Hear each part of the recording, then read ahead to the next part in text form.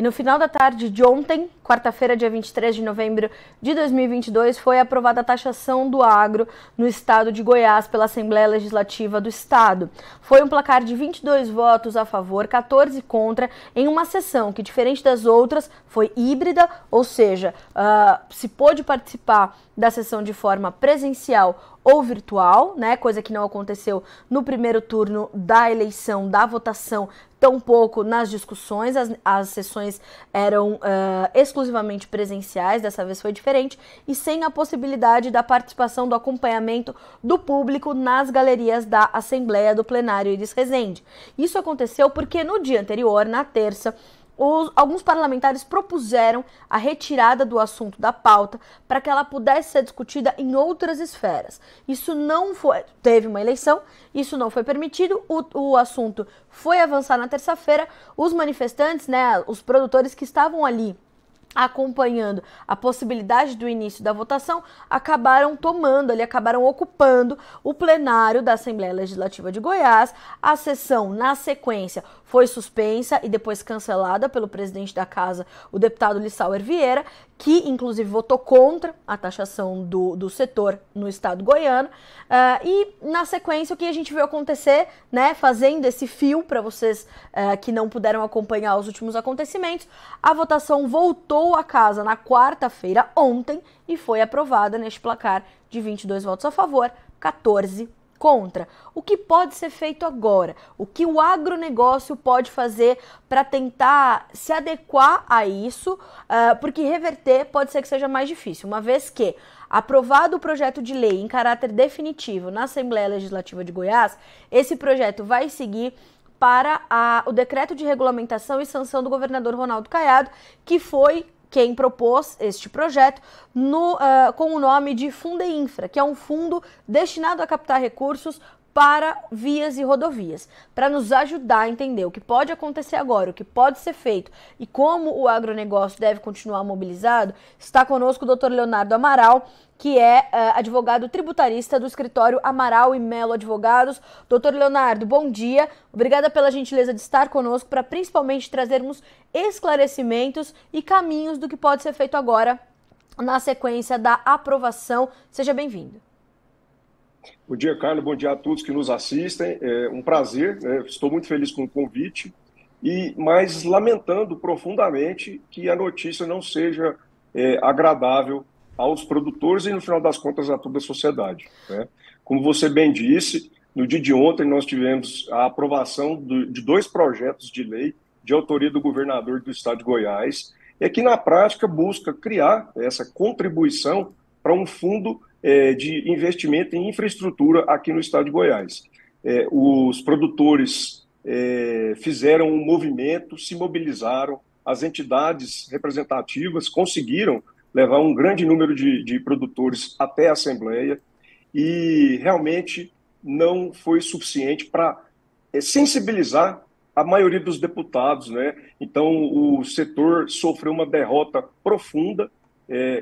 Como eu disse aqui anteriormente, o sentimento do produtor goiano é de ser traído pelo atual governador, e a gente viu episódios, né, como você comentou também, Carla, de esse descontentamento do produtor diante de uma tentativa de aprovar o projeto rápido, de forma célere, ali a qualquer preço, sem que houvesse uma maior discussão, uma reflexão com a participação das entidades. Então, o produtor viu naquela situação ali, a única maneira foi invadir, né, o plenário da Assembleia Legislativa de Goiás, e com isso houve uma reação das autoridades legislativas aqui do estado de Goiás e também o policiamento, e acabou tendo esse conflito, né, mas que para mim deixa muito claro que o cidadão já não tolera mais, né, já está no limite.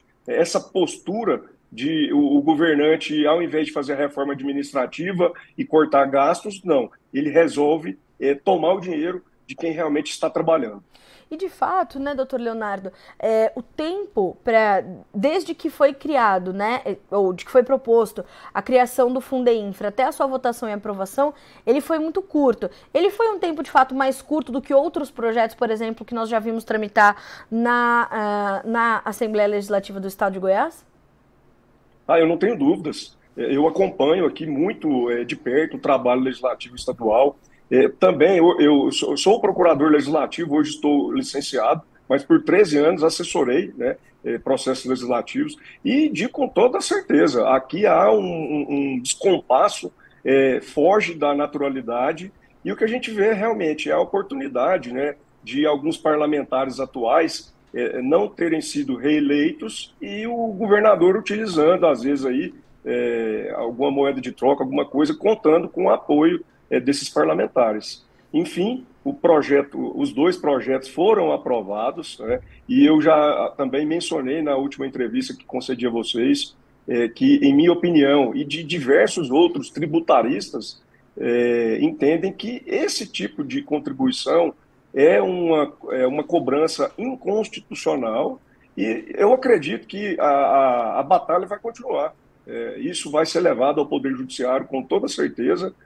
A gente não sabe ainda se será feito por meio das entidades, buscando resolver o assunto de uma forma coletiva, ou se até mesmo por meio individual, cada produtor buscando fazer o seu direito prevalecer.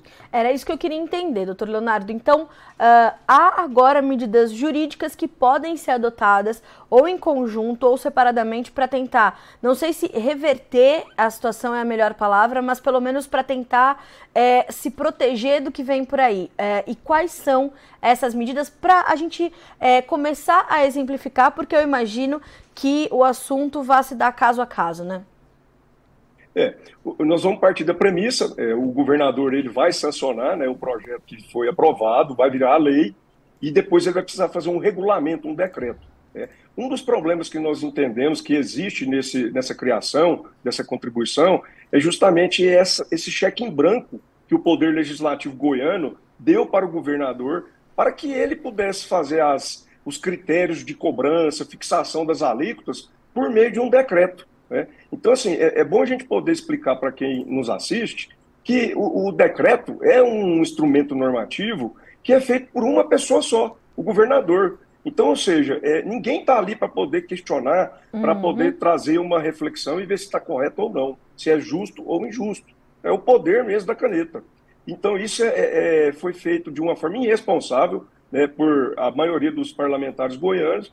E esse é um ponto que vai poder, vamos falar assim, ser discutido judicialmente. E, além disso, o ponto principal é o entendimento que nós temos de que a natureza dessa cobrança que está sendo criada agora pelo Estado de Goiás é de que ela tem natureza tributária. Apesar do governador tentar camuflar isso, colocando o dispositivo no projeto de lei, dizendo que é um pagamento voluntário, facultativo, mas quando nós vamos avaliar isso no caso concreto, não há nada de voluntariedade, de facultatividade. Esse pagamento acaba sendo compulsório, o que é característico de uma obrigação tributária. E é nesse sentido que nós entendemos que o Estado de Goiás criou um novo tributo de forma incompatível com a Constituição Federal. Tá. Quando a gente pensa nesse ambiente que se cria, doutor Leonardo, a gente... a população vai questionar, né? As pessoas, principalmente as que têm menos familiaridade com o agro, vão questionar de por que o setor está se manifestando contra a taxação, né?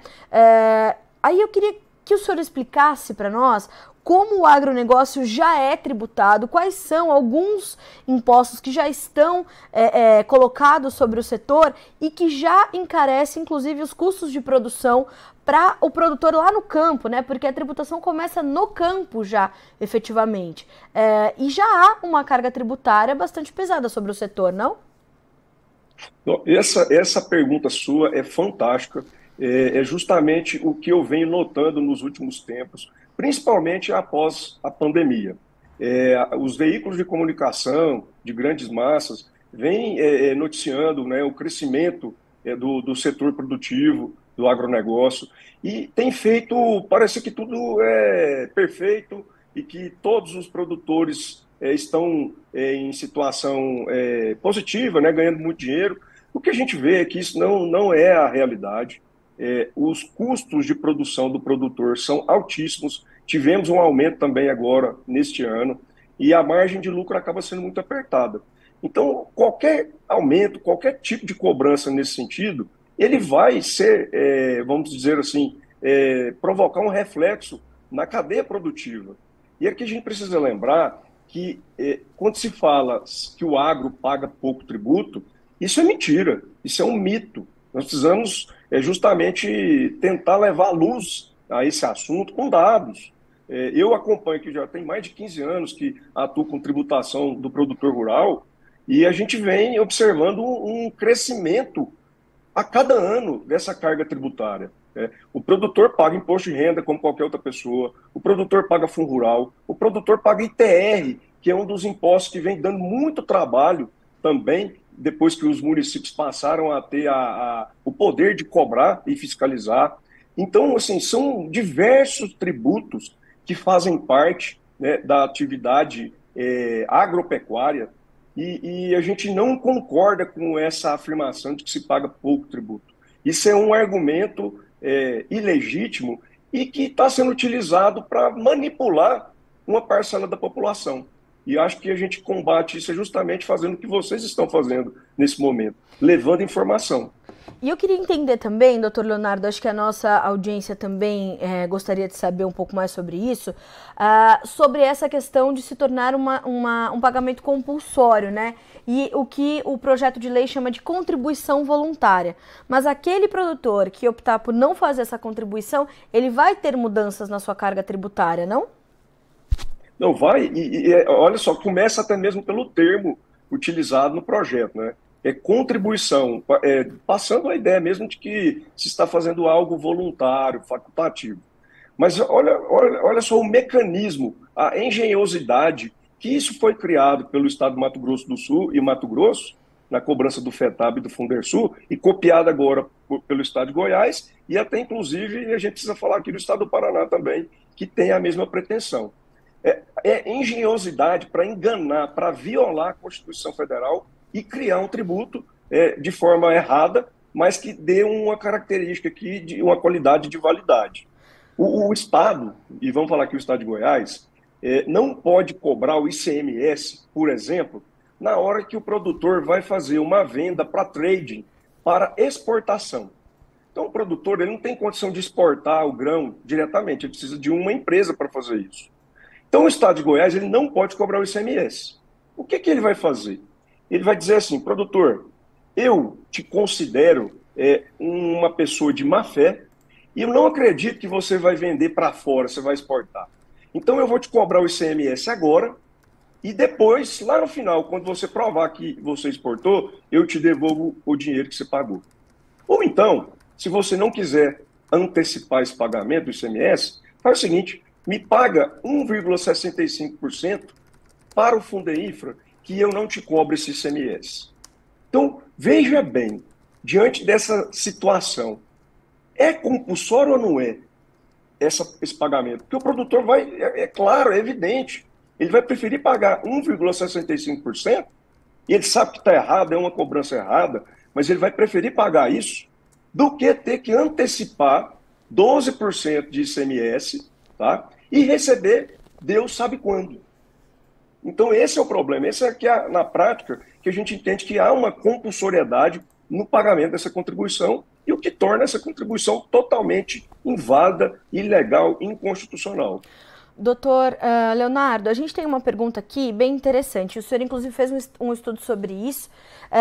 E a pergunta é do Mauro, de Sinop, no Mato Grosso. Bom dia, né, na verdade. Esse imposto é semelhante ao nosso FETAB e agro aqui do estado do Mato Grosso? É uma tributação semelhante? Isso. O mecanismo é semelhante, só que o estado de Goiás fez uma coisa, vamos falar assim, foi mais ousado. tá? Mato Grosso cobra sobre uma unidade de valor, é uma unidade de correção que eles usam lá da moeda, e Goiás já colocou sobre o valor da produção. Por que Mato Grosso não colocou sobre o valor da produção? Porque fica escancarado que a gente está falando aqui de um adicional do ICMS. E Goiás não se preocupou com isso. Então, é o mesmo mecanismo. Essa cobrança, ela é exigida do produtor como uma condição, tanto no Mato Grosso como Goiás, para que ele usufrua de benefícios fiscais ou que ele se mantenha, né, num regime mais simples, mais favorável de recolhimento do ICMS. Então, o produtor, ele paga para ter o direito a usufruir de benefício fiscal. E o que a gente entende que é totalmente inválido e inconstitucional. Doutor Leonardo, não só o Mato Grosso, mas Mato Grosso do Sul também tem uma alíquota semelhante, né? Uma tributação semelhante. A gente consegue pontuar algumas situações do que deu certo e do que deu errado para esses estados que quiseram tributar e tributaram o agronegócio? A gente consegue ter essa perspectiva, esse horizonte? Até porque, eu te pergunto isso, doutor Leonardo, porque a gente tem já um projeto protocolado pelo governador reeleito do Paraná, Ratinho Júnior, para fazer a mesma coisa. E a gente tem outra pergunta aqui também chegando da nossa audiência, que é o seguinte: isso pode se alastrar para o Brasil todo, né? A gente pode ver mais situações como essa, e em âmbito nacional, o que poderia acontecer? Então a gente já consegue fazer esse balanço do que deu certo, do que deu errado, e trazer esses pontos de atenção para o que pode acontecer com mais estados?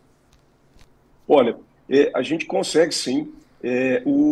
Tanto a Fundersul no Mato Grosso do Sul e o FETAB em Mato Grosso já foram questionados judicialmente.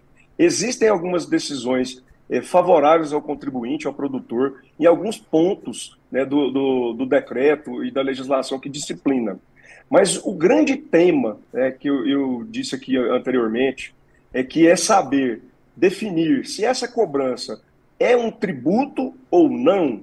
Isso foi levado até o Supremo Tribunal Federal pela Sociedade Rural Brasileira, questionando o FETAB, e o ministro Gilmar Mendes, ele não entrou no mérito se era tributo ou não. Ele simplesmente arquivou o processo, decidiu que a sociedade não teria legitimidade para ingressar com aquele tipo de ação judicial. Então, ou seja, o principal tema ele está aberto, né? Então, o que nós entendemos? Diante da voracidade, né, do Estado, e quando eu digo Estado aqui é o poder público em geral, todos os estados da federação, de arrecadar, ao invés de cortar as despesas, eu não tenho dúvidas que isso vai alastrar pelo Brasil. Nós já temos aqui notícias do estado do Tocantins, que pretende criar também, o estado do Paraná. Então, vai virar realmente uma conduta comum. Os governadores estão se sentindo encorajados, inclusive até essa aprovação aqui no estado de Goiás contribui para isso. E, como eu disse, vai ser feita essas criações e o Poder Judiciário vai ser chamado para decidir se isso realmente é válido ou não. Então, o que eu vejo é um cenário de muita insegurança jurídica pela frente. É preciso ter muita cautela. Nós precisamos aqui fazer uma lembrança do Fundo Rural. Nós não queremos que isso aconteça novamente. Então, para se discutir isso, se é válido ou não, tem que ter muita cautela, as entidades têm que participar. E o futuro é justamente isso, de insegurança jurídica. E enquanto não se decide, quem vai pagar o pato, né, é o setor que produz e que, consequentemente, esse prejuízo também ele vai ficar, vamos dizer assim, compartilhado com toda a sociedade. Porque, cara, a gente precisa lembrar que a gente está falando de alimento, né? Nós estamos falando de aumentar tributo lá na ponta, que serve de insumo, né, de matéria-prima para tudo. Então, é muita ingenuidade. E aqui eu faço um link, né, com discursos aqui de alguns deputados estaduais dizendo que isso não iria impactar o consumidor. É muita ingenuidade ou é até má fé, para realmente enganar a população. Doutor Leonardo, na sequência da votação, da aprovação ontem, eu conversei com o presidente da ProSoja Goiás, o senhor Joel Haganin, e ele deu entrevista também ao Valor Econômico nessa quinta-feira, criticando naturalmente a aprovação, e ele traz um ponto muito importante que eu queria ouvir também do senhor a sua opinião. Ele diz o seguinte, que o grande erro do governador foi não ter se atentado ao momento de incertezas no Estado e no país. Além disso, também não se comunicou nem trabalhou o projeto com o setor produtivo. Consideramos isso uma atitude impositiva. E ele diz mais, e foi exatamente o que ele fez após a eleição, referindo-se, claro, a essa falta de coerência na visão da ProSoja Goiás e de seu presidente, do governador Caiado, que foi reeleito com maciço apoio do agronegócio, e falando, inclusive, durante a corrida eleitoral, que não iria taxar o setor. Né? Até porque já se ventilava essas possibilidades quando se falava da arrecadação fiscal no país, da mudança do ICMS dos combustíveis, da mudança toda do ICMS que aconteceu no Congresso Nacional. E eu acho que essas declarações do seu Joel Haganin, que é o presidente da ProSoja Goiás, são bastante condizentes realmente com esse momento que o Brasil vive de transição, de questionamentos do processo eleitoral e de uma economia que começa a respirar sem a ajuda de aparelhos agora, né? Olha, exatamente. Eu conheço o Joel, está fazendo um brilhante trabalho aqui, acompanhei nos bastidores aqui também alguns sindicatos. E o sentimento é esse, de traição. O produtor rural sofreu um estelionato, foi vítima de um estelionato eleitoral. O agente político, no momento em que estava em campanha, em nenhum momento trouxe à tona, né, mostrou essa pretensão para o setor. E só veio fazer isso depois em que anunciou, em momentos anteriores, que não iria fazer essa cobrança. Então, ao meu ver, hoje a legislação não pune esse tipo de conduta, né, de um político. Mas eu creio comigo que no futuro nós precisamos aprimorar, nós precisamos punir esse tipo de comportamento do político. Nós não podemos aceitar um comportamento contraditório igual a esse. Isso não pode ficar simplesmente impune. Você praticamente enganou todo um setor. E o que é pior ainda, né? Usam de argumentos, de notícias falsas, distorcem dados para tentar manipular a opinião de uma parte da população que não tem tanto conhecimento do setor. Né? E a gente sabe que, para nós que atuamos com tributação, a gente já acredita que é complexa. O sistema tributário brasileiro é muito complexo. Agora, imagina o cidadão comum entender e toda essa complexidade e simplesmente é mais fácil comprar essa ideia bonita que o governador tenta passar de que está tirando do agro, porque o agro paga pouco imposto, né, e que também usa muito as estruturas estaduais, como as rodovias. E, gente, isso, infelizmente, é uma mentira deslavada, né? A gente sabe muito bem, e eu já disse aqui anteriormente, o produtor paga sim tributo e paga muito imposto. Doutor Leonardo, uma outra preocupação do setor é sobre os recursos que forem arrecadados por esse fundo irem efetivamente para esse fundo, porque também é uma crítica do setor de outros estados que os impostos que foram, né, criados para arrecadação específica, para assuntos específicos, não teve o mesmo destino, né? O senhor acha que realmente isso pode acontecer? Numa entrevista recente, o governador Caiado disse que não, que esse fundo, esses recursos não vão nem chegar ao tesouro do cofre goiano e que vão ser efetivamente ali tratados por dois representantes do governo, um representante do agro, e que esse dinheiro não vai nem passar pelo cofre do Estado. É possível que isso aconteça? Olha, mais uma vez o governador ele distorce as informações, a realidade. O que nós percebemos nos outros estados, principalmente Mato Grosso, é totalmente o contrário do que ele afirmou.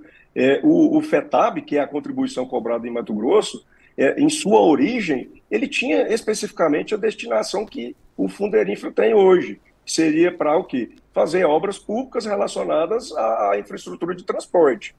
Agora, hoje, depois de 22 anos que começou a cobrança lá em Mato Grosso, esse dinheiro ele é destinado para custear gastos do Poder Judiciário, para custear procuradores do Estado, para custear despesas com saúde. Ou seja, estão usando a contribuição que lá no início foi justificada para se fazer obras de infraestrutura como um adicional do ICMS ou um imposto novo para custear todas as demais despesas do Estado do Mato Grosso. E eu não tenho dúvidas, aqui no Estado de Goiás não vai ser diferente, né? Só lembrando aqui que o governador disse que essa cobrança seria por apenas 4 anos. No projeto aprovado não tem essa informação. Então, ou seja, aonde é que está e até que ponto isso realmente vai ter essa validade. Doutor Leonardo, a pergunta é de Vitor Cerqueira. Essa taxação do agro chegará a quantos por cento para o consumidor final? Já temos uma ideia, já temos um cálculo preliminar de quanto isso pode onerar o consumidor final? Bom, veja bem, eu fiz aqui uma estimativa utilizando o setor da cadeia produtiva da soja e o produtor rural com a margem de lucro que ele tem hoje, fiz um cálculo em que essa cobrança de 1,65% atingiria de 5% a 10% da margem de lucro do produtor. Tá? O que isso vai representar lá na ponta? A gente não sabe exatamente o quanto dessa cobrança vai ser transferida. O grande problema é que não é só essa transferência dos encargos que vai impactar o preço final da produção da mercadoria para o consumidor. O grande problema está aqui no desestímulo também ao setor que a longo prazo vai fazer com que muitos produtores abandonem a atividade, deixem de fazer investimentos e isso vai acarretar o quê? A diminuição na oferta de produtos agrícolas. E com a diminuição de oferta, vamos dizer assim, a busca, né, por produção, ela não vai diminuir a demanda. Então, quando você tem muita demanda e pouca oferta, isso vai fazer com que haja um desequilíbrio no preço. Vai aumentar o preço. Então, assim, nós temos um impacto agora imediato, que a gente vai ver mais daqui um pouco, como que o governador vai regulamentar isso e quantos percentuais vai atingir o preço, né, da mercadoria lá no supermercado para o consumidor, mas também a longo prazo, com essa redução na oferta de produção rural. Certo. Bom, doutor Leonardo, eu imagino que a partir de agora a gente ainda vai ter muitas dúvidas, muitas perguntas vão surgir, a gente tem uma super interatividade aqui no nosso ao vivo, a gente tem muitas pessoas assistindo nesse momento e claro que as pessoas estão muito descontentes, né, com o que está acontecendo. Então, a gente vai continuar monitorando esse assunto, vamos entender como as instituições vão se posicionar, se vão se posicionar em conjunto, se vão se posicionar individualmente, mas certamente, como é de praxe do produtor rural, calado ele não ficará e não vai desistir sem lutar, né, doutor Leonardo? É assim que é no agronegócio brasileiro. E a gente vai ficar de olho nisso e o senhor com certeza vai estar sempre conosco, nos atualizando e nos dando as últimas informações e principalmente os esclarecimentos. Aliás, o senhor recebeu aqui um elogio do Tiago Amaral e do Pedro Paulo Barros. Ótima entrevista, obrigado pelas informações. O Tiago Amaral disse que é muito esclarecedor e teve também o Heráclito Igor Noé, dizendo o seguinte, muito bacana, grande fera do direito tributário aplicado ao agronegócio. Carlos, eu agradeço os elogios e eu acredito que justamente na força do setor e também na representatividade, né, da categoria.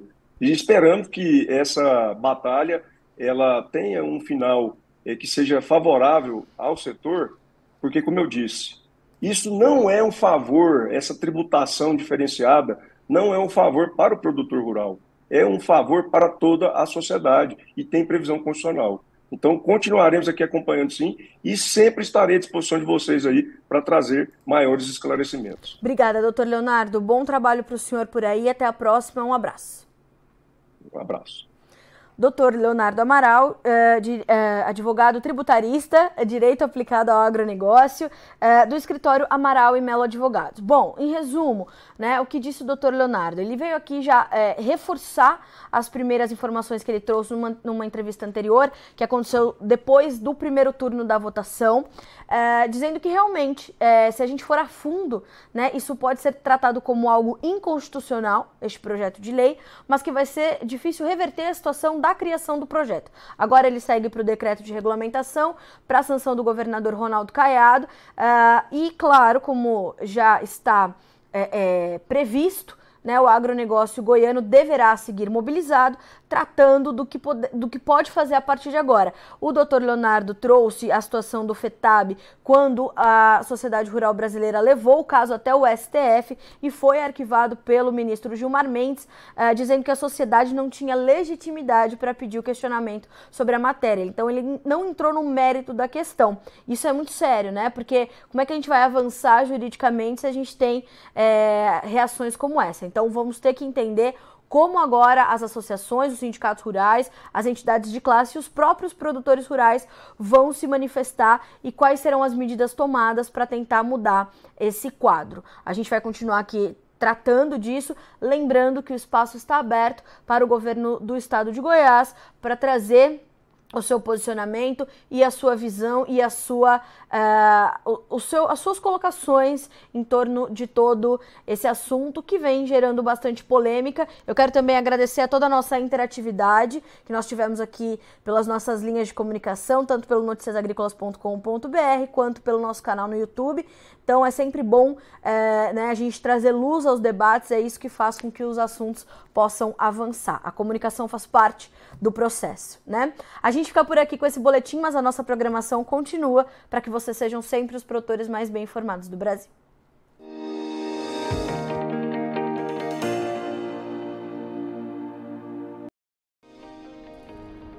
Se inscreva em nossas mídias sociais, no Facebook Notícias Agrícolas, no Instagram @Notícias Agrícolas e no nosso Twitter @Notiagre.